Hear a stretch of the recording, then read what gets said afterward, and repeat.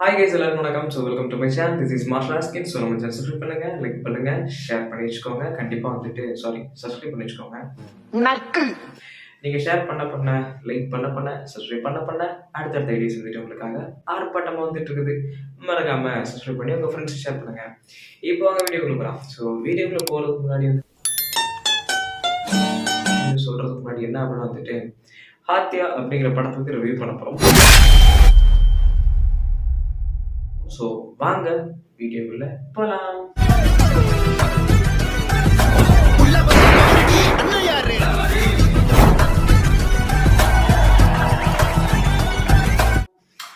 First இந்த ஹாத்தியா படம் அப்படின்னா வந்துட்டு என்ன அப்படின்னு எனக்கு வந்துட்டு பேரை வச்சோம். ஸோ இதில் வந்துட்டு ஏதாவது இருக்கா அப்படின்னு கேட்டால் வந்துட்டு பேருக்கும் படத்துக்கும் சம்மந்தமே எனக்கு தெரியல. என்னடி சொல்ற? நீ என்ன சொல்ற? இல்லை இதை புதுசாக கிராக் பண்ணணும் போல. லைக் வந்துட்டு ஹாத்தியா அப்படின்னா என்ன அப்படி மாதிரி ஒரு கிராக்கிங் பண்ணாதான் நமக்கு தெரியும் போல. பட் நான் பண்ணல. ரிவ்யூ பண்றா பார்க்கலாம். ஏன் அப்படின்னா வந்துட்டு இந்த படம் தமிழ் டப்பிங்ல வந்திருக்குது. ஸோ தெலுங்குல இருந்து தமிழ் டப்பிங் வந்துருங்க. இந்த படம் வந்துட்டு உண்மையிலேயே ஒரு சிம்பிளா சட்டில்டா காமா ஒரு ஃப்ளோல போயிட்டே இருக்கும். இட்ஸ் லைக் ஒரு கொலை நடக்குங்க.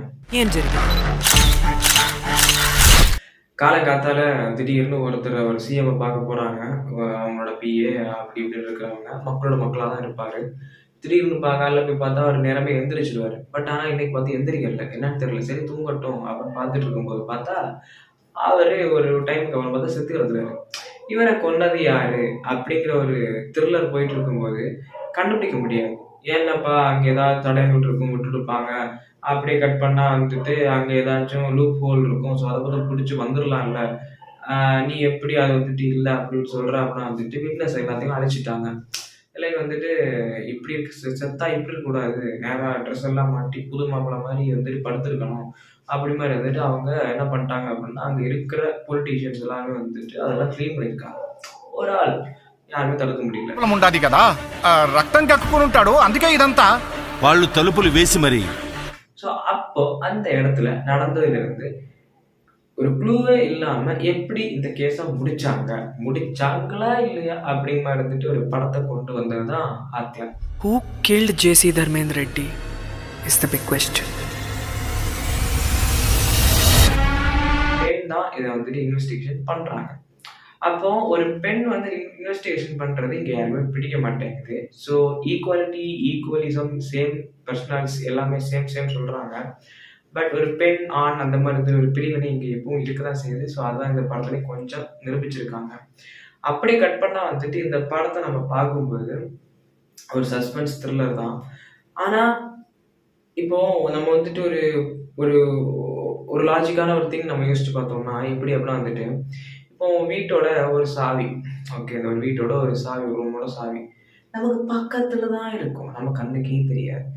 அங்க இங்க அங்க எல்லாம் தேடுவோம். கடைசியில பார்த்தா அது கீழே கிடக்கும், கண்ணு முன்னாடி தான் இருக்கும், நமக்கு தெரியாது. ஸோ அதே மாதிரி எனக்கு ஒரு இன்சிடென்ட் நடந்திருக்குது என் வீட்டில். எங்கள் சாவி தொலைஞ்சு அப்போ கண் முன்னாடி இருந்துச்சு, பட் கண்ணுக்கே தெரியாமல் இருந்துச்சு. அதுக்கு வந்துட்டு நீ தான் போட்டு மறைச்சிச்சுன்னு சொன்னாங்க. ஸோ அதே மாதிரி தான் படத்தில் வந்துட்டும் ஆள் பக்கத்தில் இருக்கான், கொலையாளி பக்கத்துலேயே இருக்கான், எல்லாம் பக்கத்துலேயே பண்ணுறாங்க. பட் யாருன்னு கண்டுபிடிக்கிறது கொஞ்சம் கஷ்டமாக இருக்குது. ஸோ கஷ்டப்பட்டு கண்டுபிடிக்கிறாங்க. பிடிச்சி ஒரு லீடு கிடச்சி உள்ளே வந்துடலாம் அப்படின்னு முடிவு பண்ணிட்டு இருக்கும்போது பார்த்தா இல்லை, நீ பிடிச்சி கிழிச்சது இல்லை, போதும், நீ போய் ஓரமாக உட்கார், நான் வேற ஆஃபீஸை போட்டாச்சு, அவன் வர்றான் அப்படின்னு. அவனை பார்த்தா அவன் ஒரு புது ட்விஸ்ட் வைக்கிறான்.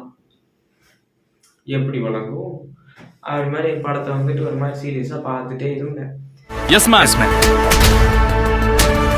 నాకెందుకో సిడ్ ఇన్వెస్టిగేషన్ సరైన డైరెక్షన్లో జరుగుతున్నట్టు అనిపించడం లేదు. கடைசியில் ஒரு சஸ்பென்ஸாக ஒன்று முடிப்பாங்க. ஸோ அது மட்டும் கொஞ்சம் கஷ்டமாக இருந்துச்சு.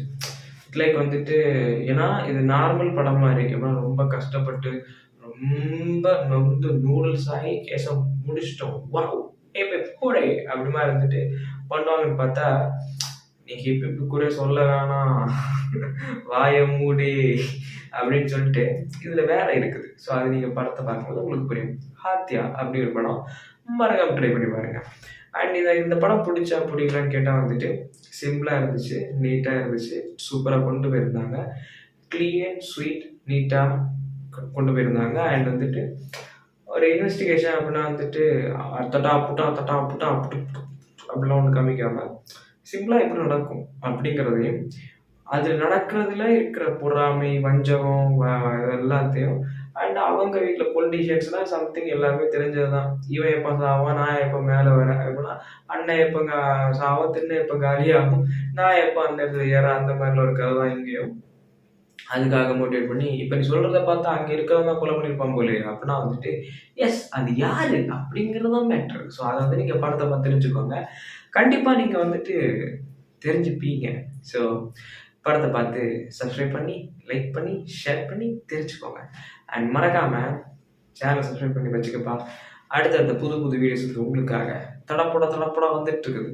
சும்மா கத்தர சப்ஸ்கிரைப் பண்ணுங்க. மீண்டும் சந்திப்போம்.